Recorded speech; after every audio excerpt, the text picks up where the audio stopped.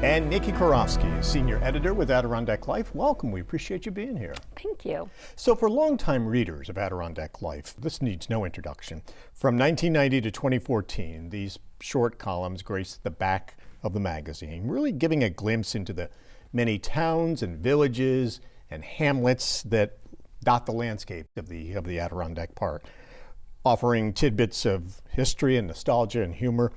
And now, every single one of those columns is in this book. Yes. Was that the plan all along, that you knew over the years when you finished all 139 towns that you would put them together in a book like this? Yes, it was. The idea was to do these short snapshots of every community in the Adirondack Park, about 300 words each, covering some of the history, but also trying to capture the character of our communities. And we did want to put those together in a book. We feel it's important to, people think about the Adirondack Park and they think nature, but communities are the heart of our park. And so we wanted to highlight that human landscape that makes this place so special. So the book explores all kinds of nooks and crannies of the Adirondack Park, really interesting stories of the communities. Many of them little more than crossroads, really. Mm-hmm. And you get into their roots, their history, how they've grown, and in a few cases, how they've disappeared. There are a few places that you wrote about that are no longer in existence. Right. Gilmantown is one of those. There's still a sign that's south of Speculator. And it was a small community right from the start, but over the years it dwindled and dwindled and then was absorbed into Lake Pleasant. So there's a sign there, but if you go towards Gilmantown, you won't really find much. There won't be much left there. Yeah. And in the book, though, Gilmantown still appears because you've reprinted the columns as they appeared in the magazine. Yes. You haven't done updates. Right. We did debate that. We decided that we should leave them as is and date them so that it becomes another layer of history. It becomes not just a snapshot of a place, but of a particular place at a particular time. You're one of 8 editors who wrote the columns over the years. Was it fun? Was it one of the enjoyable parts of your job, going out and discovering all this information and these tidbits about these places? Yes, one of my favorite things. I got there in 2008, and so it had already been going on for a couple of decades, but it still seemed custom made for me. I really love digging up quirky history and driving around the park and chatting up old timers about the way things used to be. So it was fun. I loved the road trips especially. I got some great stories, like nuns hitching up their habits to play softball in the shadow of Danamora's wall, or there was a tank stuck outside of a house in Peasleyville. There were war maneuvers in the lead up to World War II. And so this older woman remembered waking up and looking out to a tank outside of her house. So you drove to each and every place. You would Yes. physically go there and visit the location so you could see it in person. Right. And who would you talk to? Sometimes it was just a matter of accosting someone in a local store and asking, who should I talk to? Who knows the most about the town? Sometimes I had a little advance notice, but we wanted to really get the longtime residents who knew what had changed, what had stayed the same, and really the heart of what made the community so special. Some of the towns stand out because of their names. Mm-hmm. And one of those you wrote about, Swastika. Yes. And it's not what people might think. No, it was named well before World War II. Around the turn of the century, the swastika was a really popular symbol of good luck. And so when the community decided to name, got a chance to name itself, they decided they wanted some good luck and named themselves Swastika.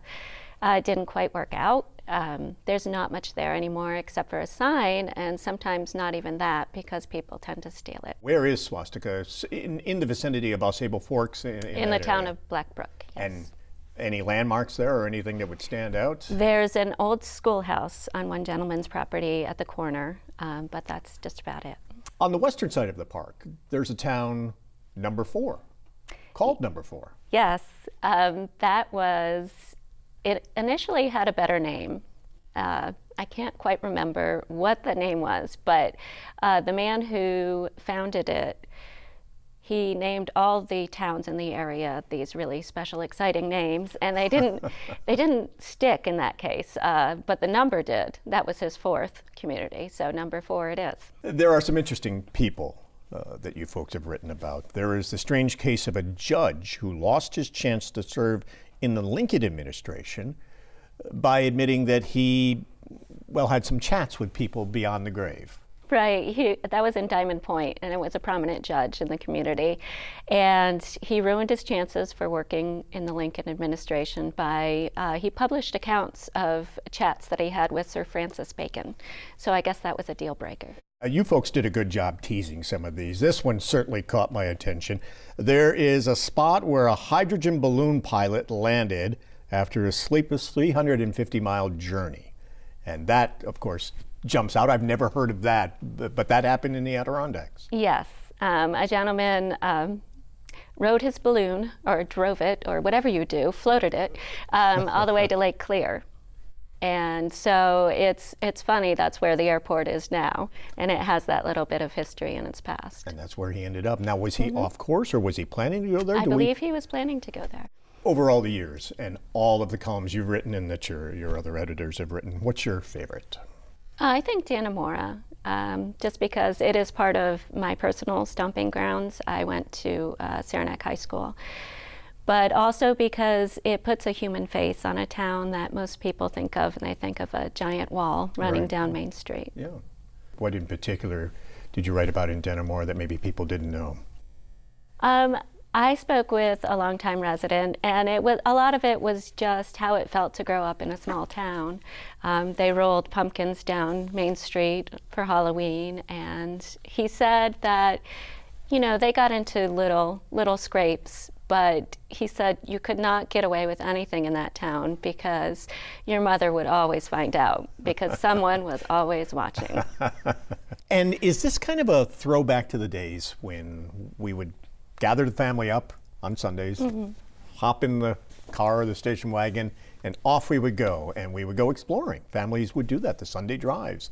Right. And in some cases you were going to some place you had heard about, never been. Other places you just would see where the roads would take you. And that this kind of has the feel of that. Yes, and we actually got a letter from a woman who said that's how she wanted to use the book.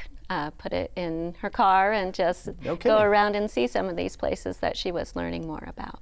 Our towns can be found at bookstores throughout the Adirondack Park and online at your website. Yes, AdirondacklifeStore.com. Niki, thank you very much for taking the time to be with us. We appreciate it. Thank you.